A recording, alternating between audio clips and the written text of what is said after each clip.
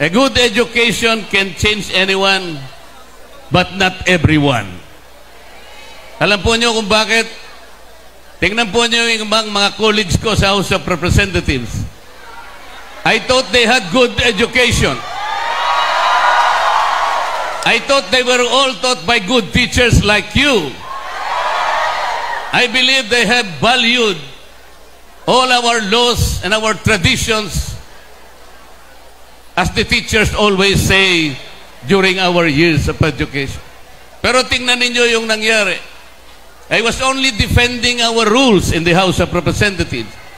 I was only defending the traditions that make us all, because these traditions are the ones that we kept for so long a time. Ano pong gagawin natin?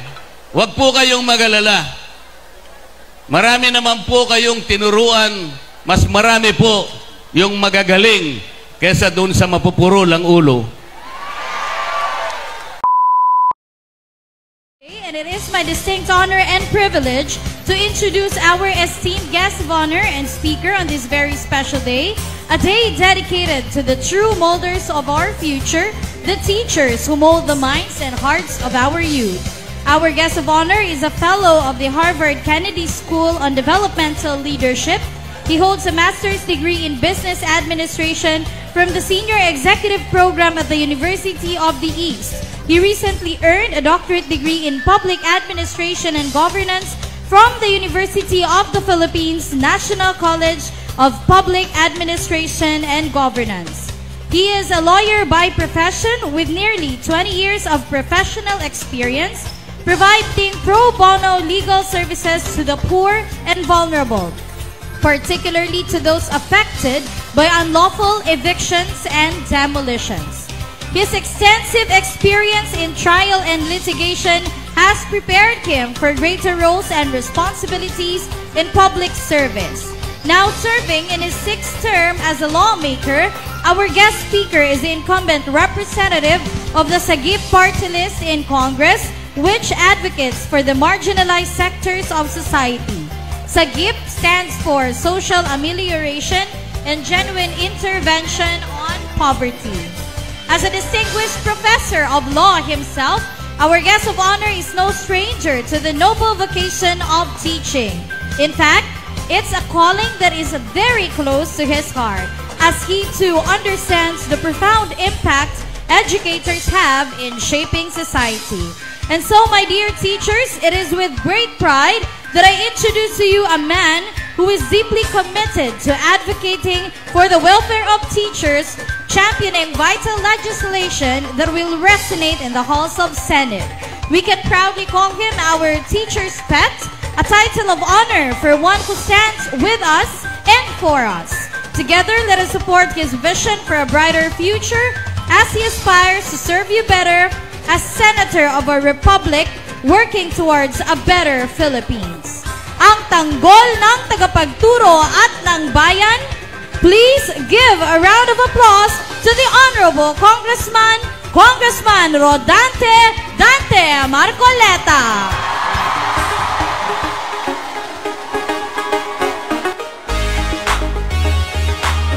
Madayaw na aga, kamayo hurot. Secretary Avalos, Senator Win Gatchalian, Governor Nino Uy, my friend, Mayor Osnan, where are you? Hindi ko na po babatiin lahat yung mga opisyales na nandito ngayon, both sa Caraga or Davao Oriental, dahil binanggit na pong isa-isa ni Mayor Osnan kanina. Babatiin ko na lamang po ang mga guro na nandito ngayon sapagkat today is the World Teachers Day. Nung binata po ako, marami po akong nakilalang mga dalaga. Meron pong mga accountant, merong abogado, merong doktor, merong nurse. Magaganda po sila lahat.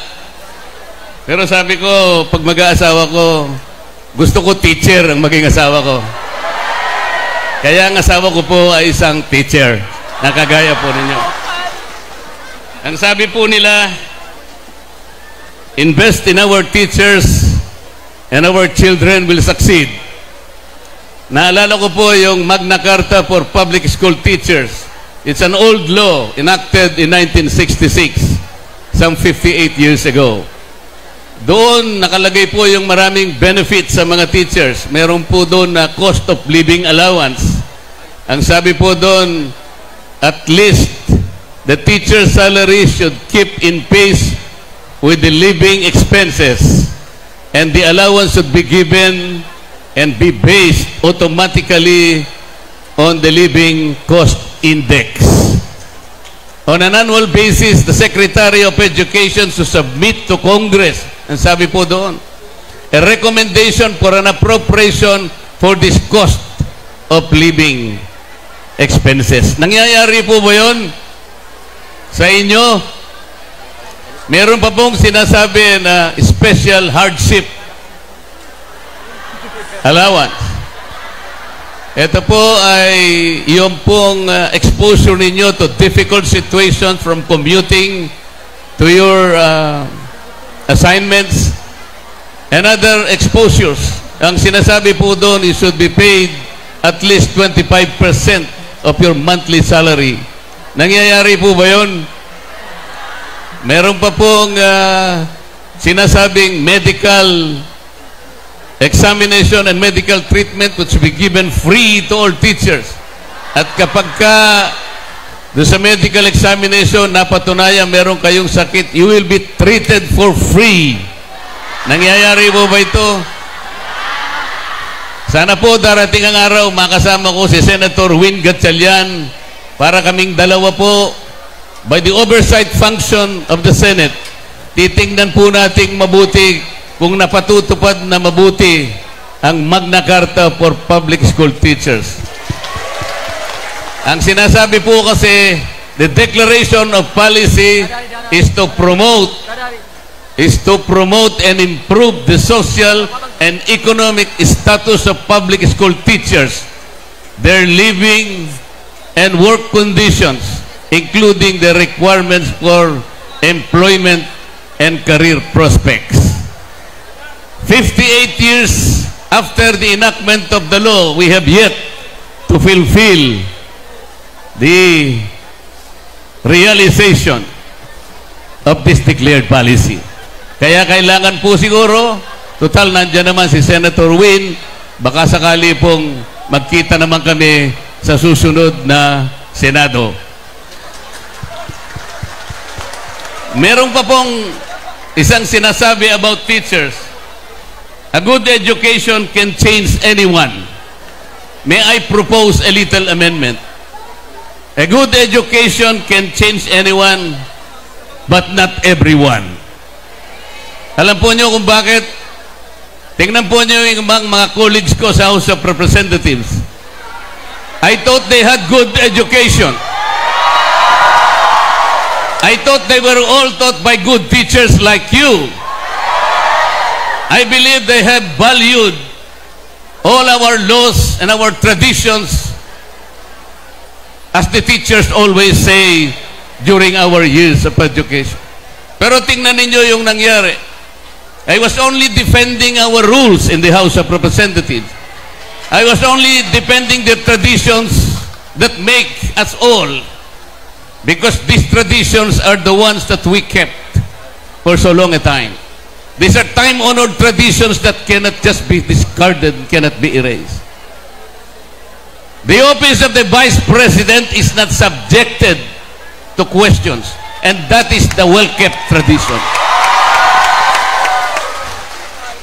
Ano pong gagawin natin? Huwag po kayong mag-alala. Marami naman po kayong tinuruan, mas marami po yung magagaling kesa doon sa mapupuro lang ulo.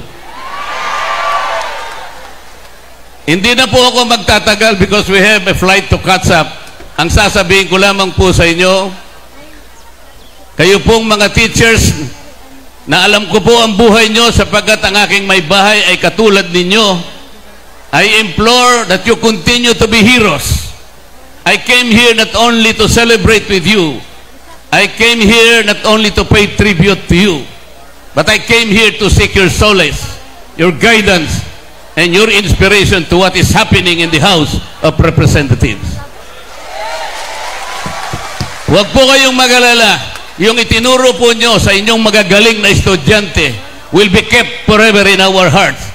And we will fight whatever it takes.